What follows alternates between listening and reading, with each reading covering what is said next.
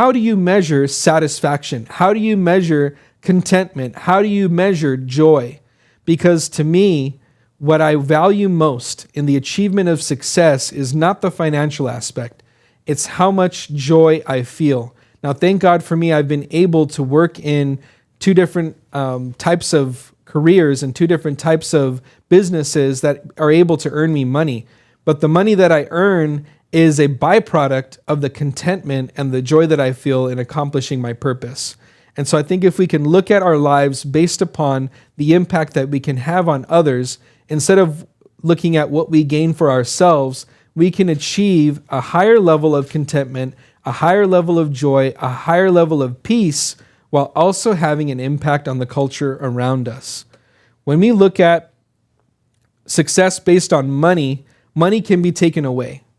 So, I know a lot of people in the crypto space that lost a lot of their net worth in a matter of days with the whole collapse of FTX and whatever happened in crypto. But the ones that rebounded were the ones that understood that their life is not crypto, or their purpose was not crypto. Crypto was a tool. So the ones that rebounded and got back up again were the ones that understood that this was a temporary setback, and they understood that their purpose and their calling is greater than the setback that they faced in the loss of crypto. One person in particular that we know of lost over $1.8 million of their net worth in a day. And I know a lot of people lost a lot more than that.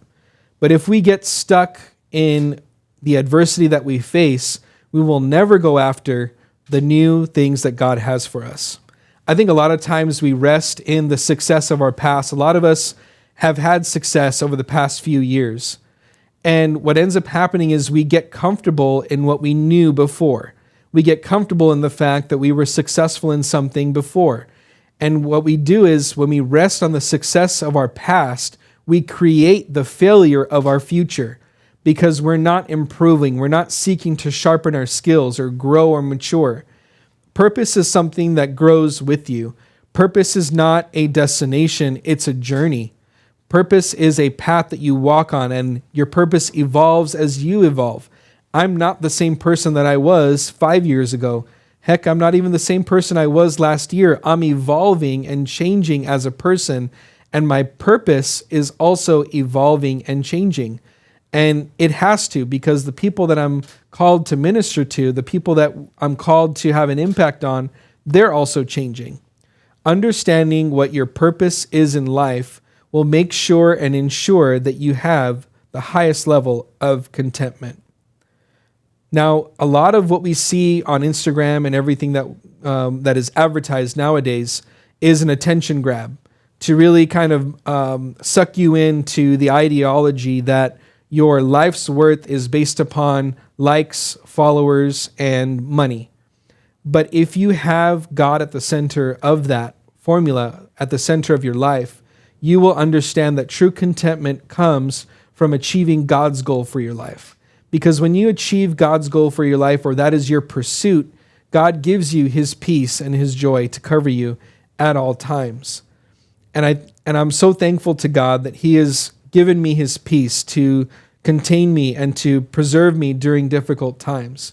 During this recession, I'm thankful that God has preserved my businesses. God has preserved my way of earning a living.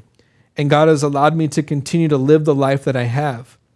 But that's because I've rooted and grounded myself in him and in his purpose that he has for my life. So when we continue to look at what does it mean to truly embrace what Romans 12 is talking about, the last part of it goes into, after you renew your mind, that you may prove what is that good and acceptable and perfect will of God. Now, what does that mean? What does good mean? So the first one is prove what is good.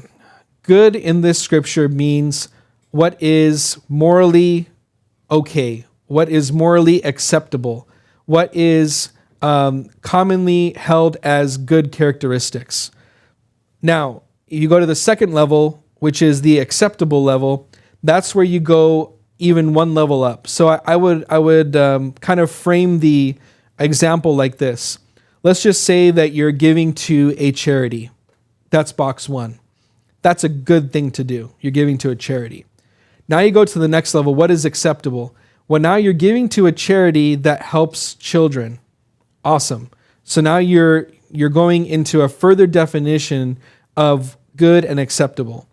Now, when we get into the last part, the perfect will of God, that would be like I'm giving to a charity that helps children in an orphanage in Sri Lanka, for example.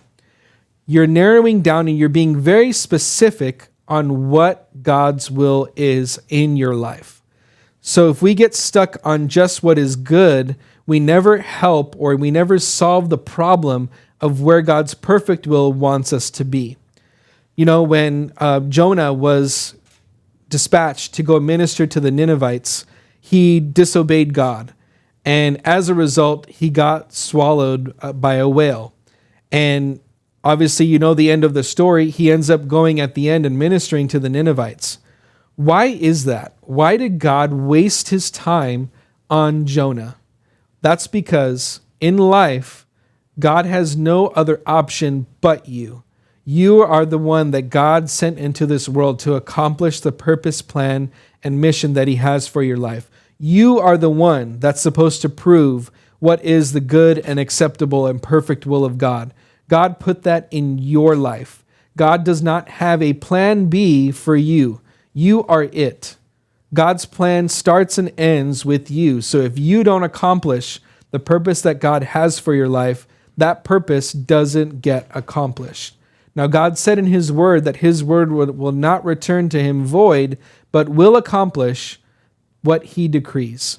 So if you want to achieve what is that good and acceptable and perfect will of God, you have to understand that God is depending on you to accomplish your purpose in your life to achieve the fullness of everything that God has for you. So in closing, Cross Culture is here to help you grow in the areas of your purpose, to understand God's will for your life so that you can have a profound impact on this culture and continue to enjoy the contentment of achieving your purpose.